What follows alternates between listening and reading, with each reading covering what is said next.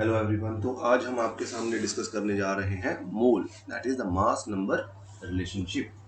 मोल क्या चीज होती है?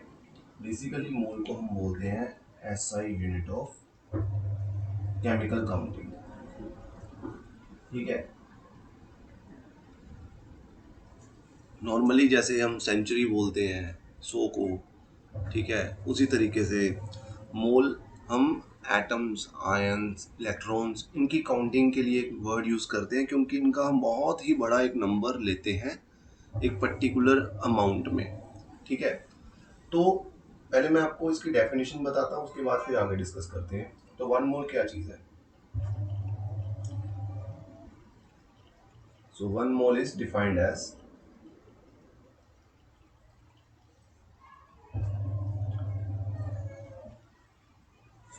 the one mole is defined as the number of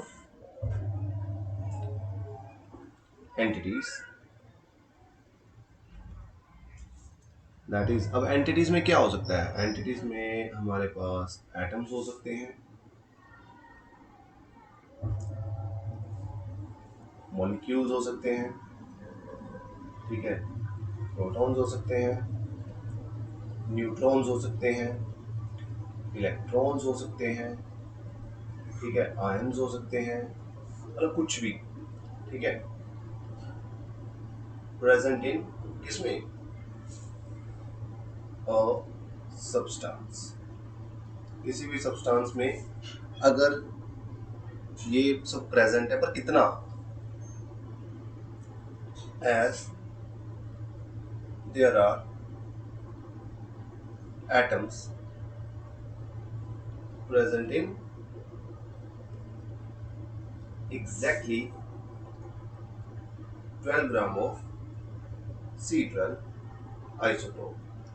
ठीक है, अब कई बार ना जानबूझ के क्वेश्चंस में 12 ग्राम ना देके कई बार ऐसे ऑप्शंस में दे देते हैं 0.012 kg।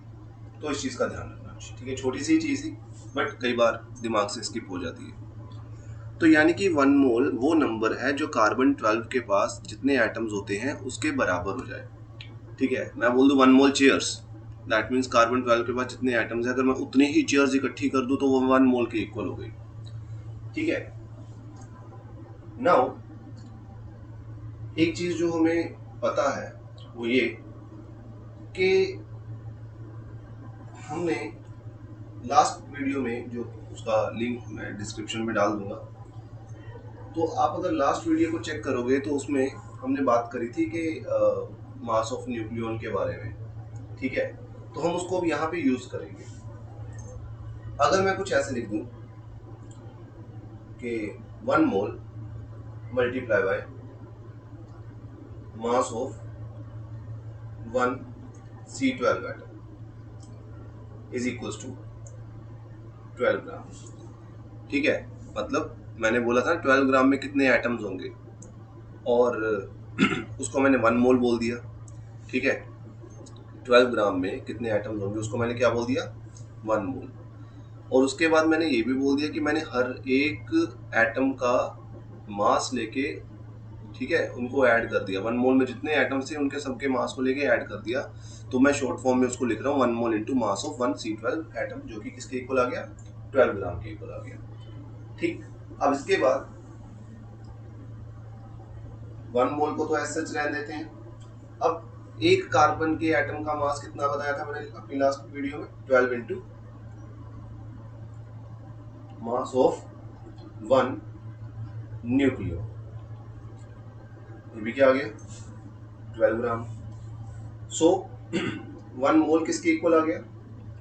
वन मोल हमारे पास आ गया 12 gram upon 12 into mass of one न्यूक्लियम।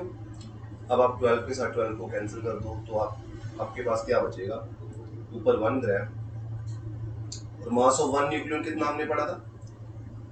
Yes, 1.66 into 10⁻⁻24 gram. तो यूनिट्स कैंसिल हो गए and you are left only with 1.66 into 10⁻⁻24।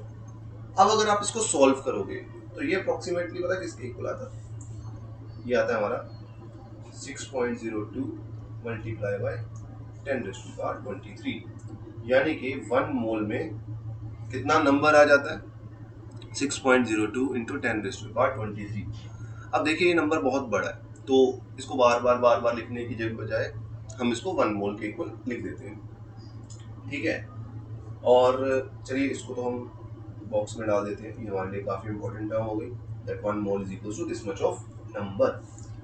But आजकल मैं आपको बता दूं, ये यहाँ पे बच्चे क्वेश्चन गलत करते हैं।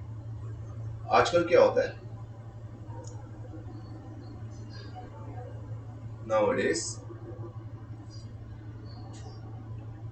gram atom, this is for atoms, or gram molecule, this is for molecules, is termed as 1 mole. Okay, तो इस चीज का जरूर ध्यान रखना, कई बार ऐसा क्वेश्चन आ जाता है कि how many molecules are present in 2 gram molecule of oxygen.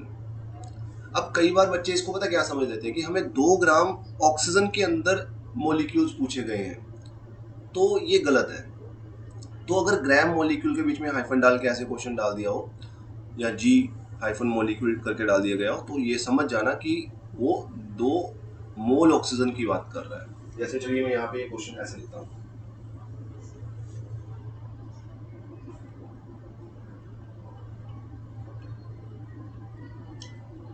How many oxygen atoms are present in 1 gram atom of oxygen, ठीक है। अब इसके आंसर के लिए हम क्या लिखेंगे, अब देखिए पहले तो 1 ग्राम एटम को मैं यहीं पे क्वेश्चन में ही इसको 1 मोल लिखूंगा, ठीक है। तो वहां से मुझे पता लग गया कि भाई 1 मोल oxygen atom means 6.02 into 10⁻23 oxygen atoms. यही अगर मैं 2 ग्राम एटम के लिए बात कर देता तब भी आंसर आ जाता। 1.5 के लिए करता तो 6.02 इंटू 10⁻23 को मैं 1.5 से मल्टीप्लाई कर देता। तो आई होप जो आज मैंने आपको समझाया है आपने उसको बहुत अच्छे से समझा होगा, और अगर आपको कोई भी क्वेरी आती है तो प्लीज़ कमेंट बॉक्स में ज़रूर लिखिए, ताकि मैं अगली वीडियो में उसको क्लियर करूं। और चैनल से हमारे जुड़े रहिए, बेल आइकन को ज़रूर दबाएं, सब्सक्रिप्शन ज़रूर लें, एंड कोई भी अगर डाउट्स होते हैं तो आप लोग कमेंट में भी ज़रूर लिख सकते हैं, तो मैं उसके ऊपर भी वीडियो ज़रूर लेके आऊँगा। Thank you very much.